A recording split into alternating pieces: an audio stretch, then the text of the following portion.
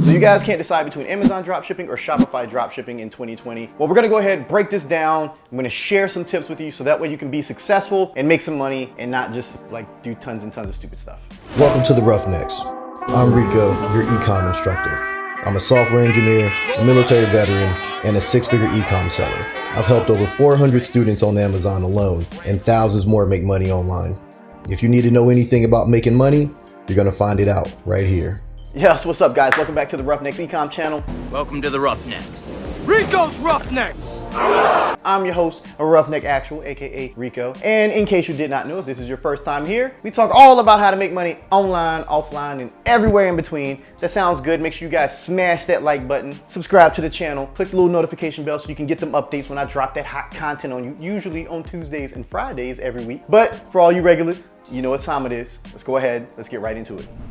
So let's talk about the good stuff, right? Let's talk about Amazon dropshipping versus Shopify dropshipping and moving into 2020, because a lot of changes have come throughout the year and they're going to definitely dictate what you can and can't do on each platform in 2020. So let's go ahead, let's talk about Amazon, which, you know, I love, absolutely love Amazon. So when it comes to Amazon, doesn't matter whether you're gonna be drop shipping, retail arbitrage, private label, or wholesale, you know, the rules are gonna vary between the methods, but Amazon still dictates that. So let's go ahead and let's talk about the negatives right off the bat. With Amazon, you do not own the customer. And with Amazon, they've made some changes where now the phone number is obscured. So it's like a generic phone number, and then there's an extension, and that's how you get in touch with your customer, which you shouldn't really be like calling or texting your customer anyway. This is kind of an invasion of privacy on my end, but whatever. Also, IP violations are taken more seriously now. So, I mean, you can take that, you know, as you will, but you got to be more careful. You can't just be, you know, listing all willy-nilly now. You know, a lot of times you could just kind of get away listing stuff, and you may or may not be able to, you know, get away with it for a time. But now Amazon's kind of cracking down. You know, they're paying closer attention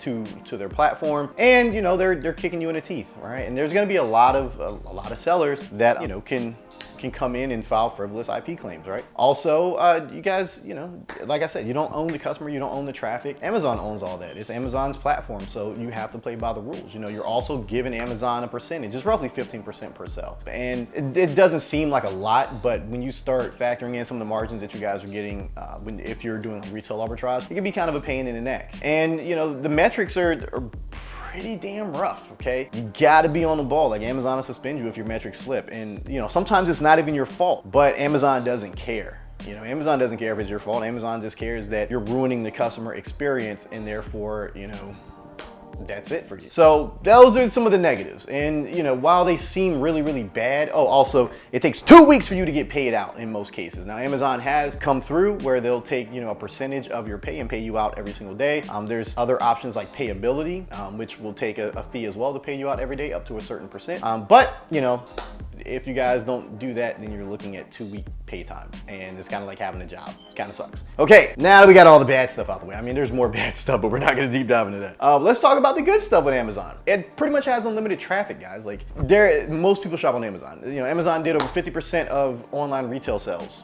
Like, I mean, more people are gonna shop on Amazon than your website. Let's just be real here. And you can pretty much list any and everything and make money with it, okay? And when you're doing retail arbitrage, now granted, it's against Amazon's terms of service, but those listings have so much traction on them. Their sales rank is generally really, really, really high. So you're gonna get sales no matter what, even though the margins are gonna be very small, and we're gonna go back to the margin thing when we're talking about Shopify. Margins may be small, but you're still gonna get a buttload of sales, okay? Let's just throw that out there right now. When it comes to private label drop shipping, those listings are your own. So yeah, the sales rank is non-existent when you first start, but over time as you're selling, the sales rank goes up and those products are yours, and then they move to, you know, to the front of the line. They move to the first page, and it's your hard work, it's your listing. It belongs to you, and it's gonna live there on Amazon as long as you're selling. And even after you stop selling on Amazon, the listing is gonna live there, and, you know, pretty much in infamy. And when it comes to wholesale, wholesaling is amazing on Amazon. It's absolutely amazing, because same thing with retail arbitrage. Those listings are already there, they're already seasoned, they're already ranked. All you need to do is just set up contracts. Set up contracts with the right suppliers, the right brands. Boom, there you go. Problem solved. And Amazon FBA which is really, really important with the Amazon experience. Okay, that's how people get Prime shipping. There's also seller fulfilled Prime. If you guys want to sell on there and you have a really good distribution network, you can, have UPS or FedEx or whatever come directly to your home, pick the products up and ship them out yourself, which as long as you know how to handle logistics, that's fine. But Amazon FBA is fantastic. It is the premier shipping service for sellers. Okay, Prime shipping is fantastic and people absolutely love it. Your customers, that's the whole Amazon experience. I love Prime shipping. I shop on Amazon because I want to get stuff in like 1 or 2 days. Like, why else would you shop on Amazon? I mean, there are some things that, I can only get on Amazon, so I shop there. But at any rate, I mean, come on guys, like this platform makes it so easy to make money. Like, in all honesty, it is almost impossible to not make any money. Almost impossible not to make any money. Like, it's absolutely crazy. Like, if you can't make money selling on Amazon, like, you shouldn't be selling online at all. It's absolutely insane. All right, so let's move to some of the things when it comes to Shopify, moving into 2020. Now, I know a lot of you guys have heard about Shopify fulfillment. We're gonna get into that, but let's talk about some of the negatives first, all right? So with Shopify, you have to be kind of a master of all things, and you have to spend money to make money with Shopify, period, end of discussion. You're gonna have to, run Facebook ads, pay for influencer posts or shout outs. You're gonna have to run Google ads, maybe even YouTube ads, all types of things to get traffic. You're gonna have to use paid traffic. There's just no way around it. Because when you create a website, nobody knows about it but you and the man upstairs. Maybe your mama if you tell her or something, but for the most part, nobody knows, nobody cares. So you have to do everything you can to get people to your website. And how are you gonna do that? I mean, word of mouth works, but generally, unless you have a very, very large social media following like Logan Paul or Jake Paul or Kylie Jenner, you're gonna have to pay for traffic, and they kind of suck. Also, when you start getting returns and things like that, that could ruin your ability to use Shopify payments. They have a deal with Stripe, and that could ruin things. And also with PayPal, if you're getting a lot of returns, a lot of cancellations like that's a pretty big deal, and you may not be able to use that payment processor anymore. Also you have to be able to set up the site and make it appealing, right? You can't just throw a website together and hope for the best. Like, you're gonna have to make sure the product descriptions are set. You're gonna have to make sure that you guys know how to market to your customers. You're gonna need an autoresponder. You're gonna need a way to get in touch with your customers to relay information if you have any sales going on. There's all types of things that you're going to have in order to be successful with Shopify. And most people don't realize that, they just look at these little 16-year-old kids on YouTube and they're like, oh, well, this guy made $1 million drop shipping on Shopify. I'm like, no, he didn't, man. He's still living at home with his mama. If my man really made $1 million, he would not be living at home with his mom. Okay, that's just straight up truth. Okay, end of discussion. But now, some of the benefits of Shopify, I mean, you own that traffic, you own the customer. You own all their information. If they give you their phone number, if they give you their email, you own that information, and you can retarget them whenever you feel like it. If they don't buy the first time, you can hit them the second time, third time, fourth time, fifth time. You can just hit them repeatedly over and over and over and over and over again. And also, if they do purchase, congratulations. Now you have a customer that you can market to in the future. Like, hey, you purchased this, but now we have a new line coming out. You bought these pair of shoes. We have a new line of shoes coming out in the next couple months. If you pre-order, we'll give you a discount. So that's one of the major benefits of having your own website. Not to mention, you own that website. So you own the look, you own the feel, you own the whole experience, So not only do you own the customer, you own the experience. And on top of that, sometimes the margins can be a little bit higher depending on how you acquire that customer.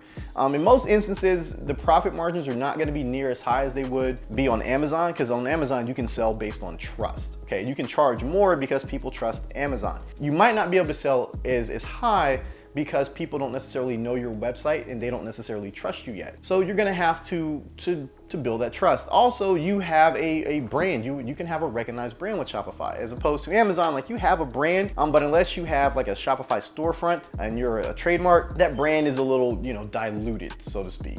Whereas with Shopify, that brand is very strong because you're gonna have the social media presence, you're gonna have your store presence, you might even have an in-person presence, okay? It's kind of like us with Speed Circuit. Speed Circuit is a shop, but it's also a brand, right? We're online, we are in the forum. I mean, we own the EvoX forums, and we also own the EvoX Facebook group.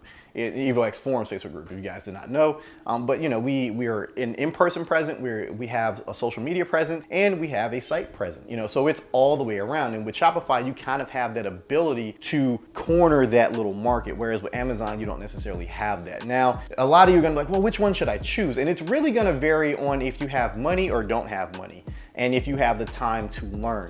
Now, if you have money, then Shopify may be for you if you're willing to learn that. For me, as a beginner, if you guys are just a straight up beginner and you don't necessarily have all these skills necessary to create your own website and market and all that stuff, then Amazon's gonna be more your speed. I would recommend going with Amazon just for the sheer fact it's very easy. Anyone can put up a listing. Private label, you have to have UPCs and so on. You have to do your product research and keyword research and all that. And that's really the hardest part. It's difficult, but it's not going to be near as difficult as doing all of that and more with Shopify. Okay. Now, if you guys already have a brand that is established, people know who you are. They kind of know what you're doing on social media and in real life. Shopify is going to be the way to go.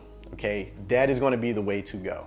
I mean, that's just what it is, man. And by the way, if you guys have not done so, make sure you smash that like button. All right, let's get to it. Now, so that goes without saying as far as Amazon versus Shopify and what you should and shouldn't be doing. My personal opinion, if you're a beginner and you don't know much about dropshipping, Amazon is gonna be the way to go. You can kind of work out the whole metrics thing as you are going along. It's gonna be kind of a pain because metrics really, really matter on Amazon. Whereas like Shopify metrics, you can kind of get away with here and there, but Amazon, you can't really get away with that. But still, as a beginner, you don't have to go balls to the wall. You can start very small and grow from there. Whereas with Shopify, you can start small, but you're still spending money. You're going to be spending money marketing. You're going to be spending money, with all your paid traffic, shout outs and everything else. So you have to be very, very careful. Okay. So Amazon versus Shopify dropshipping moving into 2020. I know a lot of the younger YouTube gurus are like, oh bro, Shopify all the way, bro, all the way. Like, yeah, but the margins are kind of iffy depending on what you're selling because you're having to spend so much money on paid traffic while you're learning and trying to, get your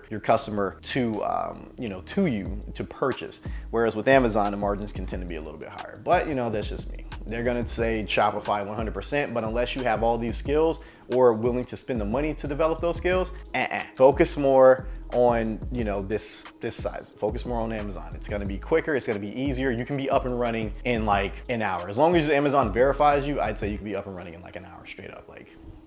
You can be up and running in an hour and making money in like a couple days. Whereas with Shopify, you're not gonna be up and running in a matter of like an hour. You're gonna have to build that website. You're gonna have to link all this stuff. You gotta do tons and tons and tons of things unless you already paid somebody ahead of time. And just trust me on this, it doesn't work that way.